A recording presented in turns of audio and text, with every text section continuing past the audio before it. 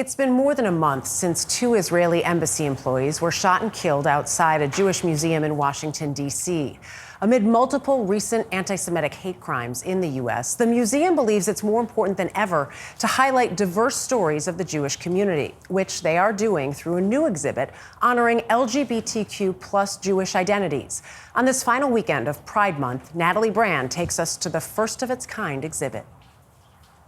The memories of Sarah Milgram and Yaron Lashinsky remain enshrined outside the Lillian and Albert Small Capital Jewish Museum. I think we are still carrying around an intense devastation and thinking about how we can carry their legacy forward in the work that we do. Executive Director Beatrice Gerwitz says that work includes sharing stories of the Jewish community in order to build greater understanding. The museum recently unveiled a first-of-its-kind exhibit, years in the making, called LGBT Jews in the Federal City, inspired by intern turned collections curator Jonathan Edelman. I worked with the museum and we invited the larger queer Jewish community to come and tell us what stories we should be telling in our new museum. 65 people showed up and it really took off from there. We went person by person collecting photographs and political buttons and papers.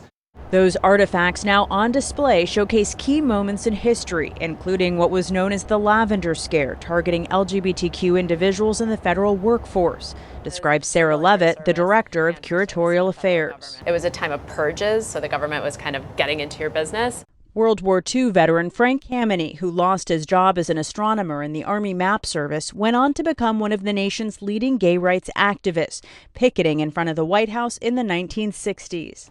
This is sort of a roadmap. They've been in a lot of these battles before. We're facing a lot of these battles again, and by learning this history, we can understand how those fights were won in the past. The exhibit, which runs to January, also includes a panel of the AIDS quilt featuring Library of Congress employees, and a banner from the country's fourth oldest LGBTQ-friendly synagogue referenced in this oral history, which is also part of the collection. When I started going to Bet Mishpacha, that really accelerated that process of finding community. The exhibit really tells the story of the last 5 or 6 decades of LGBT life in the Jewish community in Washington, which was my life.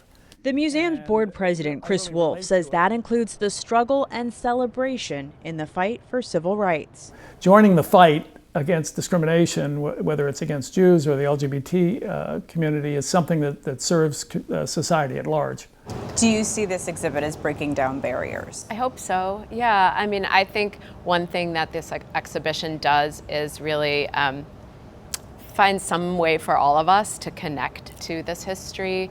The museum's leaders say stories of resilience are needed now more than ever. For CBS Saturday Morning, Natalie Brand, Washington.